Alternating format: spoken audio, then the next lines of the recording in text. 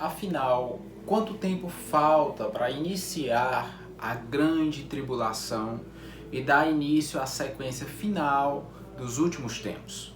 Muitas pessoas têm se perguntado acerca disso, onde as profecias se encaixam, e várias dificuldades têm surgido ao longo do tempo. Uma delas são as traduções, que estão sendo refeitas a cada ano que passa, porque basta uma palavra fora do lugar que a tradução se torna inútil para entender o significado das profecias.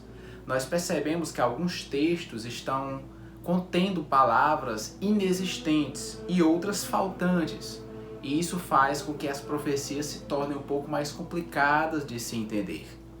Nós estamos hoje aqui buscando entender sobre a grande tribulação, sobre esse período final que muitos acreditam ser um período definitivo, enquanto outros acreditam que não se pode contar exatamente quanto vai durar, porque Jesus disse que abreviaria o dia da sua vinda. Então, por conta disso, há quem acredite de que por mais que tenha sido um período pré-determinado, esse período vai ser encurtado.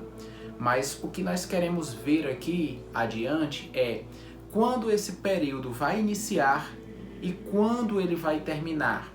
E também, esse período vai ser realmente de 7 anos ou de 3 anos e meio? Porque o que vemos até agora é a incongruência de algumas profecias que estão sendo terrivelmente interpretadas ao longo dos tempos. Daniel tem sido vamos dizer assim, um apocalipse do Velho Testamento. O próprio Jesus citou quando se tratou desses temas, mas devido à antiguidade desses textos, tem se tornado bem difícil. Eu queria mostrar para vocês, especialmente a começar por Daniel capítulo 9, que ele vai dizer que vai ter um período de 70 semanas de anos proféticos, que vai indicar que cada semana como sendo 7 dias e cada dia como um ano, salvo engano, é 490 anos proféticos. Então vai ter acontecimentos nesse período. E o que o anjo diz a Daniel é que depois dessas 62 semanas, porque vão ser 7 semanas mais 62, então vai faltar uma para completar 70. Depois dessas 62 semanas, o Messias, o ungido de Deus, vai ser morto. E aí vai ficar faltando uma semana. Mas será mesmo que o texto de Daniel está dizendo isso? Porque lá, nesses versos finais, especificamente em Daniel 9, do verso 24 até o 27, ele vai falar justamente nisso.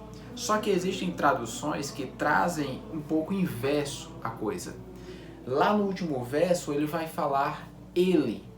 Mas quem é ele? Porque nos versos anteriores está citando dois personagens. O Assolador, né? o príncipe do povo que há de vir, que é uma figura tipológica do anticristo.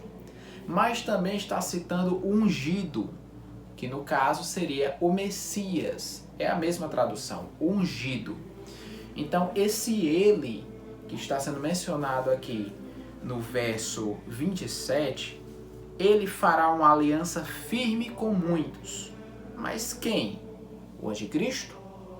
Ou Cristo? Porque Cristo fez uma aliança com muitos, né? E agora cabe a gente buscar entender aonde é que cada verso desse vai se encaixar. E aí nós vamos fazer um estudo posterior, mais aprofundado, para entender melhor sobre esse assunto. Por enquanto eu quero que vocês se atentem a alguns detalhes, porque se você perder um só detalhe de interpretação das profecias, todo o resto daí para frente vai se perder e você não vai chegar a lugar algum. Tem acontecido alguns fatos históricos do momento, na atualidade, que talvez você esteja notando nos noticiários aí, essa disputa fria entre Estados Unidos e Rússia que não é de hoje. Nós acreditamos que existe um propósito profético por trás disso, porque no mundo vai ter uma certa guerra, né? E Daniel, o Apocalipse, fala sobre esses chifres. E chifre representa poder, e cada poder é governado por um rei, por um governante, seja ele qual for.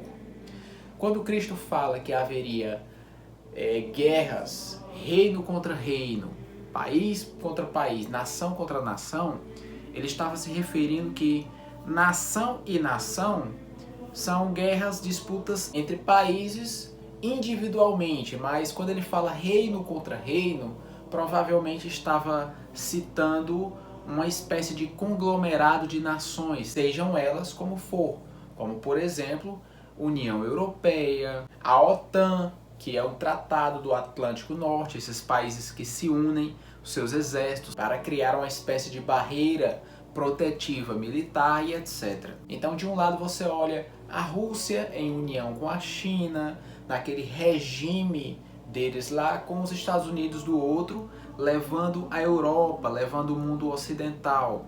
Então, está havendo essa cisão no mundo.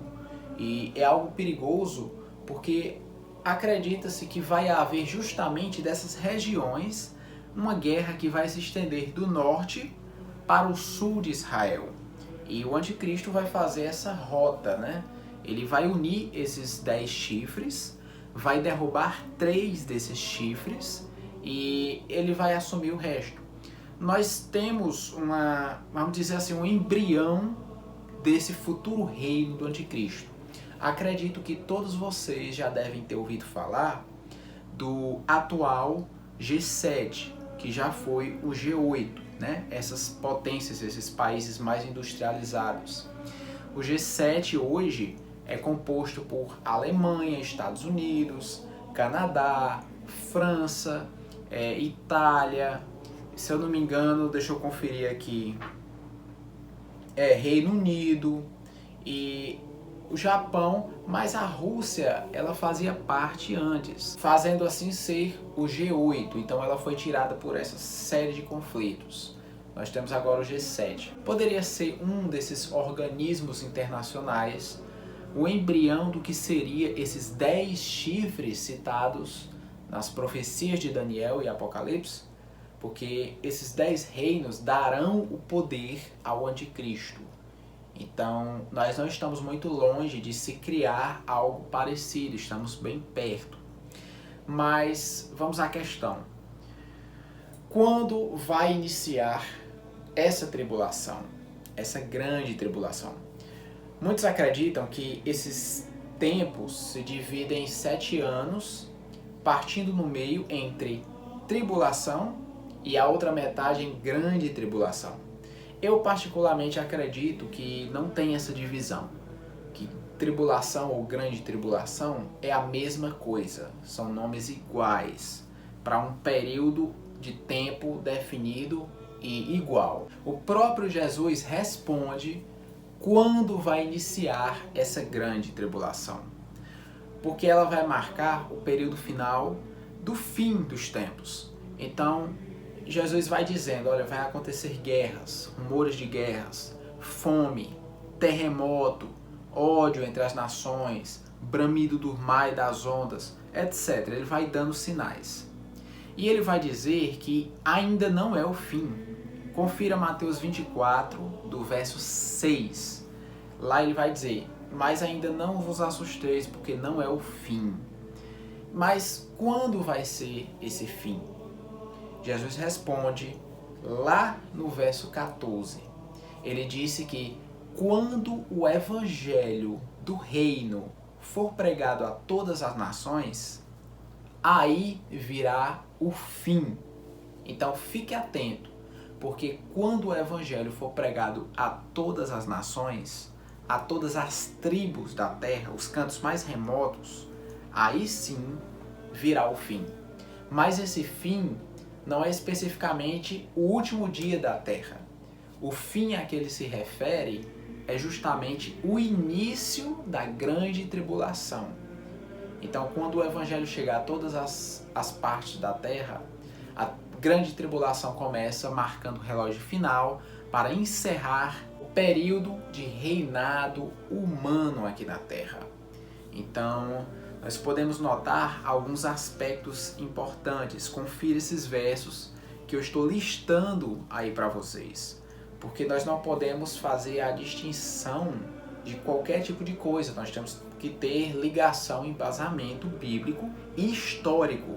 Muitas coisas que Jesus fala em Mateus 24 não são para os nossos dias.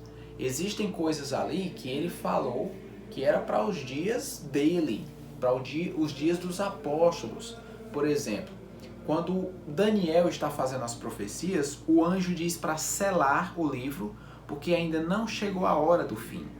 Mas quando João está escrevendo o Apocalipse, ele diz para não selar aquele livro, porque já chegou a hora do fim. Ou seja, o fim dos tempos começou na época dos apóstolos, não na nossa época. O fim dos tempos começou lá. Então Jesus, ele vai responder as perguntas que os discípulos fizeram em Mateus 24. Eles perguntam: quando essas coisas irão acontecer? E quais os sinais da tua vinda? E do fim do mundo? Vejam que essas 3 perguntas são importantes e Jesus vai responder todas elas. Porque antes ele tinha dito que não ia ficar pedra sobre pedra que não fosse derrubada. Então ele vai responder sobre a destruição de Jerusalém no ano 70 depois de Cristo. Quando isso vai acontecer? Jesus dá dicas para que quem esteja ali na cidade fuja para as montanhas, para escapar, né? Não volte para pegar sua capa, não desça do telhado para fazer alguma coisa. Quando vir isso acontecer, fujam. E foi o que os cristãos da época fizeram quando viram esse cerco da cidade. Já existem outros sinais que são para o princípio das dores, que eu acredito que é o que estamos vivendo agora, a qual Jesus disse que ainda não é o fim, mas o fim virá quando o evangelho do reino for pregado a todas as nações. O que temos que analisar aqui nessas profecias é quando elas começam e quando elas terminam, onde se localiza cada uma na história, as que já se cumpriram, as que estão se cumprindo e as que ainda irão começar a entrar em cumprimento. Muitas delas estão atreladas a acontecimentos prévios, como por exemplo, os textos falam de um povo, de uma terra que irá descer ali para invadir pelo norte de Israel. E o profeta chama de Rosh, R-O-S-H, que muitos atribuem à terra dos russos nos nossos dias, né? Esse era o nome antigo daquela região, daquele povo, né? Rosh. Aí você me pergunta, mas é possível saber mais ou menos quando Cristo estiver perto? O próprio apóstolo Paulo responde isso na sua primeira carta aos Tessalonicenses, capítulo 5, verso 4. Olha o que é que Paulo fala. Ele diz: mas vós, irmãos, vós não estáis mais em trevas, para que aquele dia vos surpreenda como ladrão. O que é que Paulo quis dizer? Ele quis dizer: vocês, irmãos em Cristo, vocês não andam mais na escuridão, na cegueira das trevas, para que aquele dia, o dia do Senhor, venha e vos surpreenda de surpresa como ladrão, sem avisar. Ou seja, vocês não estão na escuridão, vocês estão na luz, vocês enxergam. Vocês saberão quando o dia do Senhor estiver para chegar, porque vocês estarão vigiando para que o ladrão não arrombe a casa. Vocês estarão preparados. Por isso que Jesus disse para vigiarmos, porque não sabemos o dia ou a hora. Só que se estivermos vigiando, o ladrão não vai arrombar a casa, porque estaremos de guarda. E é por isso que essa função profética de estudar o fim dos tempos e estar sempre alerta aos sinais que Deus nos dá é importante, porque muitas coisas estão acontecendo nos dias de hoje Então meditem no que foi dito hoje. Pensem bem nessas questões escatológicas, numéricas e históricas que estão acontecendo também. Encaixem direito ou então vocês não vão entender o que está acontecendo e o que aconteceu, ou muito menos o que vai acontecer. Recomendo não ler apenas uma Bíblia, uma tradução, mas procurar várias traduções, como Textual, Peshitta, Bíblia Judaica Completa. Façam estudos mais aprofundados. Não ouçam apenas uma pessoa, procurem estudiosos realmente sérios da escatologia. E em breve nós vamos tratar desse assunto com um pouco mais de teor acadêmico, mais profundo. Também acompanhem as notícias, o que está acontecendo nos dias de hoje, porque é muito importante para você entender o cenário mundial e saber como isso está desembocando numa possível criação de um reino do anticristo. Hoje ficamos por aqui.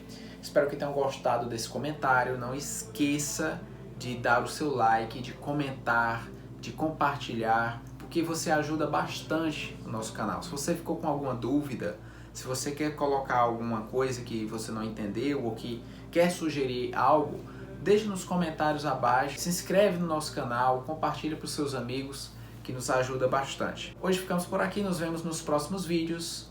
Fiquem com Deus, até mais.